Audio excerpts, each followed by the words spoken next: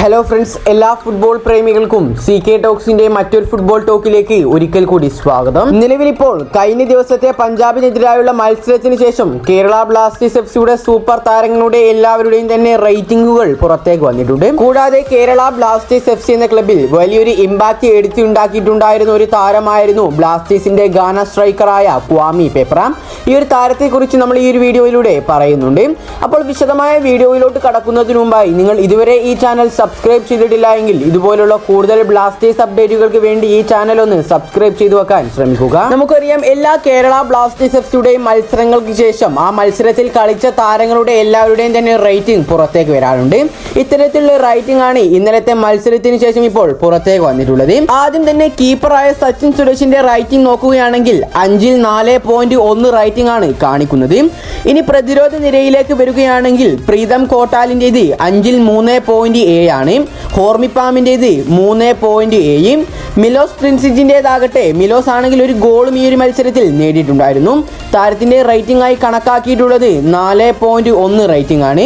ഇനി നവോച്ച സിംഗിൻ്റെത് നോക്കുകയാണെങ്കിൽ 4 റേറ്റിംഗ് ആണ് കാണിക്കുന്നത്. ഇനി മധ്യനിരയിലേക്ക് നോക്കുകയാണെങ്കിൽ രാഹുൽ KPയുടേത് കാണിക്കുന്നത് 4 ആണ് റേറ്റിംഗ്. ഇനി മുഹമ്മദ് അസറിൻ്റെത് നോക്കുകയാണെങ്കിൽ അതും 4 തന്നെയാണ്.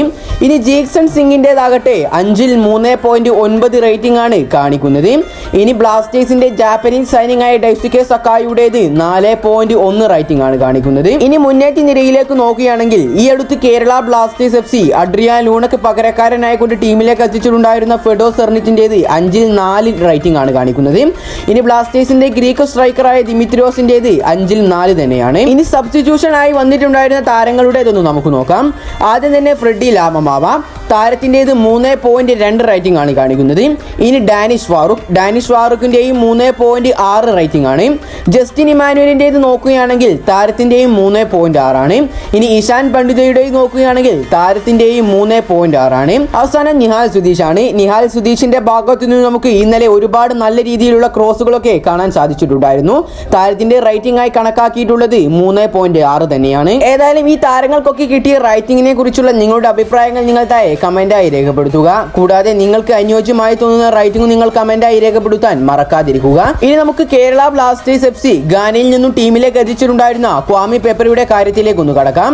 നമുക്കറിയാം, ഈ ഒരു ISLന്റെ 10ാം സീസണിലേക്ക് വേണ്ടി കേരള ബ്ലാസ്റ്റേഴ്സ് FC സൈൻ ചെയ്തൊരു താരമായിരുന്നു ക്വാമി പെപ്ര എന്ന താരം. നമുക്കറിയാം, ആദ്യ മത്സരങ്ങളിലൊന്നും തന്നെ താരം അത്ര രീതിയിലുള്ള ഫോം അല്ലായിരുന്നു. അതുകൊണ്ട് തന്നെ കേരള ബ്ലാസ്റ്റേഴ്സ് FCയുടെ ആരാധകരിൽ നിന്നും ഒരുപാട് വിമർശനങ്ങൾ താരം ഏറ്റുവാങ്ങിയിട്ടുണ്ട്.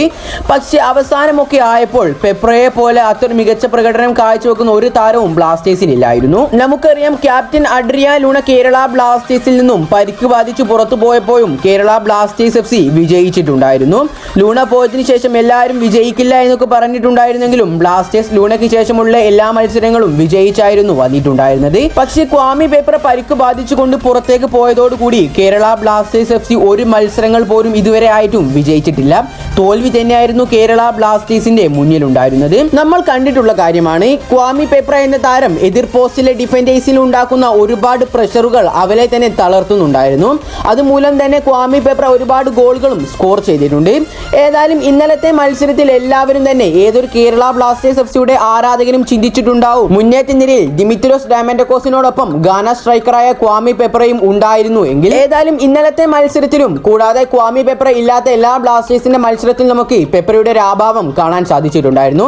ഏതായാലും പെപ്ര ബ്ലാസ്റ്റേഴ്സിൽ അത്രയധികം എഫക്റ്റ് ആയിട്ടുണ്ടോ എന്നതിനെ കുറിച്ചുള്ള നിങ്ങളുടെ അഭിപ്രായം നിങ്ങളുടേതായ കമന്റായി രേഖപ്പെടുത്തുക.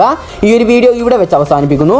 കൂടുതൽ ISLനെ കുറിച്ചും കേരള ബ്ലാസ്റ്റേഴ്സിനെ കുറിച്ചുമുള്ള ഏറ്റവും പുതിയ അപ്ഡേറ്റുകൾ എത്രയും പെട്ടെന്ന് ലഭിക്കുവാൻ വേണ്ടി ഈ ചാനൽ ഒന്ന് എല്ലാവരും സബ്സ്ക്രൈബ് ചെയ്തു വെക്കാൻ ശ്രമിക്കുക. അപ്പോൾ അടുത്തൊരു അപ്ഡേറ്റുമായി വീണ്ടും വരാം. Good bye.